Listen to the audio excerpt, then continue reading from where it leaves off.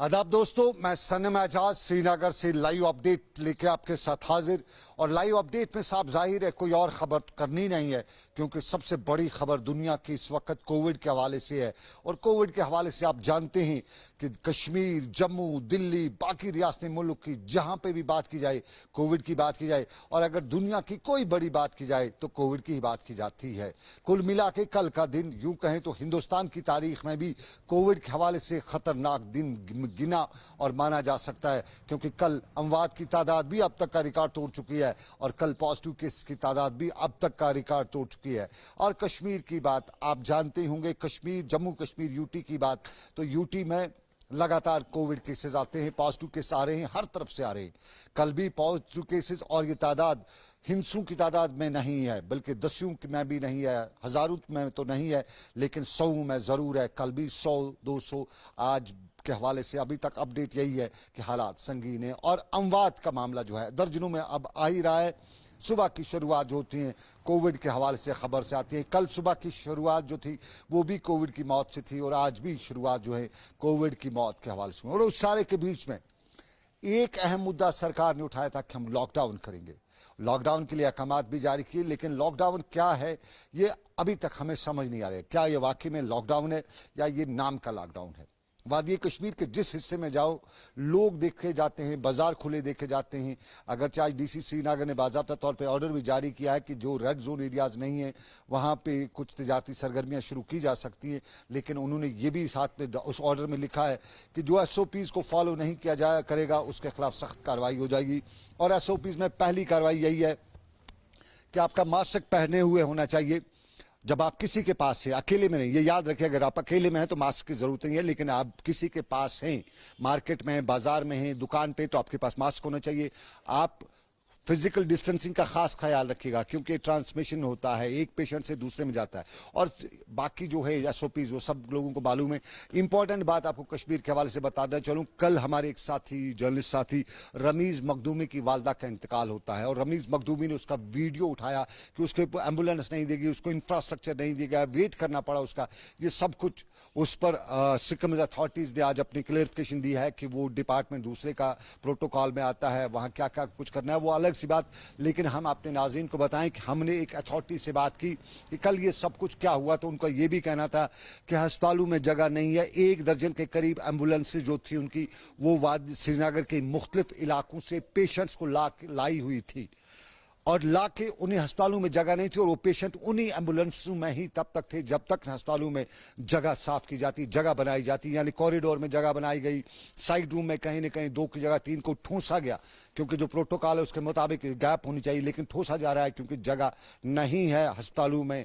आपको मालूम होगा श्रीनगर के सिकमज ने अब जो साथ वाला सराय जो है उसको भी हॉस्पिटल बनाया है, और बहुत सा जो जुगाड़ी से अस्पताल है वो बनाए जा रहे हैं ताकि जो फ्लो है पेशेंट्स का, क्योंकि रोज के 300 पेशेंट्स आना और उनके लिए आगे जगह हमारे यहाँ इंफ्रास्ट्रक्चर नहीं है। तो कल का अंदाजा यह है कि पेशेंट्स पॉजिटिव करार पाए गए थे, वो घरों में थे, उनको एम्बुलेंसों के जरिए लाया गया, अस्पताल पहुंचाया गया, लेकिन अस्पतालों के बाहर उन्हें 5 से 8 घंटे तक इंतजार करना पड़ा। ये सिचुएशन है। और आपको कोविड के हवाले से बताऊं कि हमारे यहाँ वेंटिलेटर्स बिल्कुल स्पेस नहीं है, वेंटिलेटर्स पे जगह नहीं है। यानी जो अब कोई बीमार होगा तो उसको कहाँ रखा जाएगा? किसी की चेस्ट कंजेशन होगी, बायलैटरल नमूनिया हो ही जाता है इस कोविड से, तो उसको जगह कहाँ होगी वेंटिलेटर पे?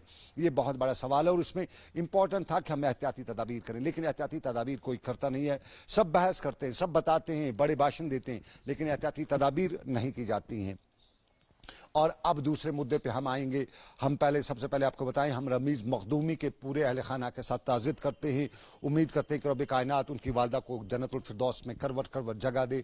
और एक और बात रमीज मखदूमी के अहल खाना ने हमें बताया, और रमीज ने बताया कि कल उनका जो मदर का 4th सेरेमनी फंक्शन होगा उस हवाले से कोई बड़ी तकरीब नहीं होगी, किसी को वहाँ आने की इजाज़त नहीं होगी। और आप भी ख्याल रखिएगा कि इन दिनों जहाँ कहीं मौत हो जाती है तो वहाँ पर इन चीज़ों का ख्याल रखिए। कोई ताज़ियत इन दिनों होती है, ताज़ियत इजाज़त, लेकिन वो जो गैदरिंग वगैरह होती हैं वो उसकी इजाज़त नहीं है। और रमीज़ के घर में भी गैदरिंग की इजाज़त नहीं है और रमीज़ के घर में है भी नहीं ये गैदरिंग, ये इस हवाले से। लेकिन कल आपको याद होगा, पिछले दिनों से शुरू अगर करें तो बांडीपुरा से बीजेपी के 3 लीडरान पर हमला होता है, तीनों मारे जाते हैं और ये एक ही घर से, एक ही फैमिली से ताल्लुक़ रखते हैं। और उसके बाद बहुत डर, बहुत खौफ दौड़ता है, खासतौर पर बीजेपी कारकुनों में। सोपोर, हंदवाड़ा, कुपवाड़ा से उनके प्रेसिडेंट ने, उनके वाइस प्रेसिडेंट ने रिज़ाइन किया। उसके साथ साथ फिर कुछ और भी खबरें आने लगी कि वो रिज़ाइन कर रहे हैं, बीजेपी के लोगों में खौफ डर है। लेकिन कल एक वाक़े ने पूरे वादी को हिला के रखा। कल सुबह सुबह खबर आई कि रफियाबाद वतरगाम का बीजेपी का कॉन्स्टिट्यूंसी प्रेसिडेंट, उसको किडनैप किया गया है। किडनैप करने वालों के हवाले से थ्योरी बताई गई कि वो आगे चल रहा था, कहीं जा रहा था, पीछे से गाड़ी आई, गाड़ी में 2 लोग उतरे, उसको बंडल किया, उसको उठा लिया, खींच लिया, ठूंस लिया और गाड़ी में भर के ले गए। और इस बीच में एक खबर ये भी आई कि उसको हंदवाड़ा के बाजार में देखा गया और शाम गए तक पुलिस हर जगह की, खासतौर पे नॉर्थ कश्मीर की पुलिस एक्टिव रही, नाके लगाए गए, बख्तरबंद गाड़ियों को लगाया गया, लोग पूछ रहे थे, डर था। और बीजेपी के और कारकुनों में साफ जाहिर है डर होगा ही होगा, क्योंकि इस तरह के वाक़ा जब है तो डर हो ही जाता है। लेकिन शाम गए मालूम हुआ कि उसको रेस्क्यू करा लिया है। पुलिस स्टेटमेंट कुछ लोगों के आए, कुछ सोशल मीडिया पर स्टेटमेंट आए, उसको बचा लिया गया, उसको छुड़ा लिया गया।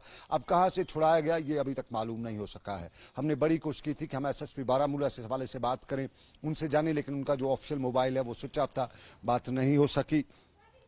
लेकिन हमने भी इस मामले की खोज करने की कोशिश की, हमने वहाँ के लोकल लोगों से बात की। कोई भी कल शाम से जैसे रेस्क्यू का मामला उनका आया, खबर आई, तो कोई उस थ्योरी को मानने को तैयार नहीं था, क्योंकि अपने अपने हवाले से थ्योरीज दी जाती है। एक बताया जाता था कि मिलिटेंट अगर इस तरह के वाक़ात में किसी को अगवा कर लेते हैं तो खास तौर पे जो बड़ी लेवल का, एक तो जो लोकल बीडीसी है उसका वाइस प्रेसिडेंट हो, उसके साथ साथ वो कॉन्स्टिट्यूंसी हेड हो, तो इस तरह के वाक़ात में वो छोड़ते नहीं हैं, वो बहुत ही ख़तरनाक उसका वो अंजाम कर देते हैं। और दूसरा ये कि अगर कभी छोड़ भी जाएं तो एक आध गोली टांग में मार जाते हैं। तो कल ये सही सलामत वापस ले आना वगैरह, ये सब कुछ लोगों को लगा कि ये कोई थ्योरी है, कोई मामला है। और उसके बाद हमने जब इस सारे मामले में लोगों से बात की, वहाँ के लोकल से बात की, वहाँ के कुछ जो उनके पड़ोसियों से की टेलीफोनिक हमारी बातचीत हुई, और उसमें मालूम यही हुआ कि ये मामला इससे पहले भी इसके साथ पेश आया है। और तब भी कहा जाता था कि शक की सुई तब भी थी, तब सिक्योरिटी का मामला था कि इसको सिक्योरिटी के लोग कम थे तो इसलिए और सिक्योरिटी बढ़ाई जाए। आज कैसा क्यों हुआ, सिक्योरिटी भी थी, ये क्यों हुआ? तो हमने भी जांच करनी कि आज का मजबूरी थी, अगर ये वाकई में अगर ड्रामा है तो ये की मजबूरी। तो लोगों का यही कहना था कि इसके अगर आए रोज कर्जदारों का तांता बंधा रहता था, और कर्जा क्या था कि मैं बीजेपी का लीडर हूं, मैं नौकरियां लगवाऊंगा, लोगों से पैसे लिए थे नौकरियों के नाम पे, अब नौकरियां लगी नहीं, लोग कर्जे का तकाजा करने के लिए आ जाते थे। अब बहाना था कर्जदारों से जान छुड़ानी थी, उनको डराना धमकाना था, भाई मेरे साथ ये हो गया, वैसा हो गया। तो ये ड्रामा की करार खड़ा किया गया ताकि लोगों से जान छुड़ाई जाए। लेकिन लोगों से जान छुड़ाने के लिए दूसरे लोगों की जान बनाई थी, दूसरे लोगों को परेशान किया था। और उसी खौफ में आज इसी इलाके के हंदवाड़ा की खातून और उसके साथ साथ एक और जो बीजेपी कारकुन है, उन्होंने भी बीजेपी से इस्तीफा दे दिया। यानी बीजेपी पूरी को हिला के रख दिया। वाकई में कल का ड्रामा था या सही था उस पर हम बात नहीं करेंगे, लेकिन कहीं न कहीं कल के वाकये ने पूरे मामले को हिला के रखा है। और आज भी जहां पे भी बात की जाए, कहा जाता था कि बीजेपी के इस कारकुन के खिलाफ पुलिस कार्रवाई करे, पूरी तरह इस मामले की तहकीकात करे, और ये क्या हो रहा है, क्यों ऐसा किया उसने, इस पीछे के मुहरिकात को देखने कुछ। और ये पैसे का खेल जो है कि ये लोग जो हैं, जो पॉलिटिशियन हैं, और खास तौर पे आजकल बीजेपी पावर में, तो बीजेपी के लोग जो है वो लोगों से पैसा बटोरते हैं, ईंटते हैं लोगों से पैसा, नौकरियों के नाम पर, ट्रांसफर्स के नाम पर, कामों के नाम पर। तो इस पे इस वक्त इंतजामिया देखे, और खुद बीजेपी की टॉप लीडरशिप है वो देखे कि वो जहाँ जहाँ अपनी जो लेटर देते हैं, चिट्ठी देते हैं कि फलाने को फलानी जगह ट्रांसफ़र किया जाए या फलानी को फलानी चीज़ की जाए, तो पहले उसको देखे कि वाकई में ये जेन्युइन है या इसके पीछे ये पैसे लिए गए हैं, और पैसे लेके ये ट्रांसफ़र्स, ये नौकरीज, ये अदला बदली, ये सब कुछ किया जा रहा है। ये वो मामलात कश्मीर के जो अक्सर देखे जाते हैं, और पॉलिटिशियंस इसके लिए काफ़ी बदनाम भी हैं। और अब बीजेपी इस वक्त, ऑनली बीजेपी ऐसी है जो इस वक्त यहाँ पे पावर में है। पावर में डायरेक्टली ना सही हो, लेकिन बीजेपी का मानना है कि वो दिल्ली से लेकर कश्मीर तक पावर में है, तो ये सब कुछ उनके जो कारकुन हैं वो करते रहते हैं। तो उस हवाले से लोग चाहते हैं कि इन मामले की तहकीकात होनी चाहिए। तो फिलहाल श्रीनगर से मुझे अभी तक के लाइव अपडेट में बस इतना ही। मैं अपने साथी आबिद कादिर से के साथ आपसे इजाज़त चाहूँगा। रब्बे कायनात की रही मर्जी, आपसे फिर करेंगे मुलाकात। लेकिन ख्याल रखिएगा, अगर आप अकेले में हैं तो मास्क की कोई ज़रूरत नहीं है, लेकिन अगर आप किसी के पास है तो मास्क ज़रूर पहनिएगा। ख्याल रखिएगा। मास्क आपकी जिंदगी बचा सकती है। 2 गज की दूरी आपको जमीन के ऊपर रखेगी, और 2 गज की दूरी नहीं अपनाई तो ये जमीन के नीचे 2 गज आपको दफना भी सकती है। तो ख्याल और उम्मीद के साथ आपसे लेंगे इजाजत। अल्लाह हाफिज।